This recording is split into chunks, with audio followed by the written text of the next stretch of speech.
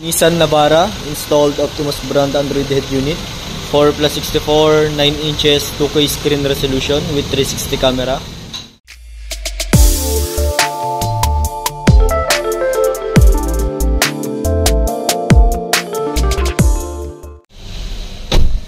Optimus brand Android head unit 4+64 9 inches 2K screen resolution with 360 camera. Yung ating Android head unit with 360 camera ay all sides recording siya. Ayan. Tapos yung ating 360 camera, meron siyang auto trigger na tinatawag within 20 kph below pag nag-signal light ka, halimbawa left signal light. Ayan. Right signal light. Hazard. Then priority niya yung reverse. Accurate din yung ating mga linya.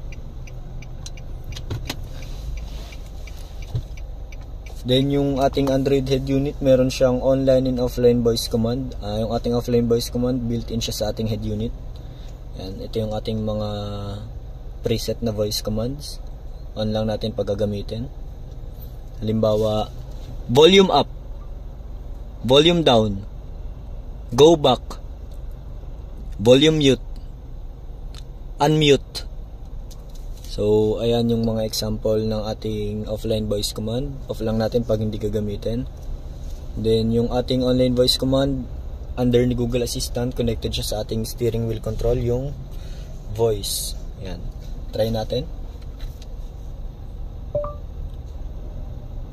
I want to go SM Grand Central. So, kay online voice command, pwede tayo magbigay ng specific voice command. So, siya na yung kukuha ng route through Google Maps. Ayan. Pwede rin siya gamitin sa ibang application tulad ng YouTube, basta under ni Google application. Try natin. Play James Blunt on YouTube. Siya na yung kukuha ng playlist ni James Blunt sa YouTube. Accurate po yung ating voice command.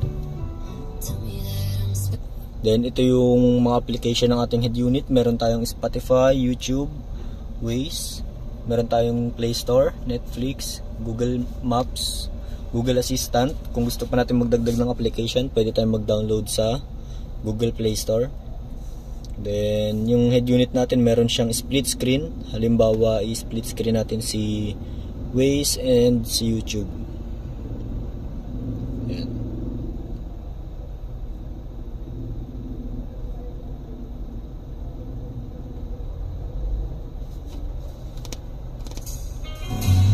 So, pwede ka mag-Waze habang naka-play ng YouTube.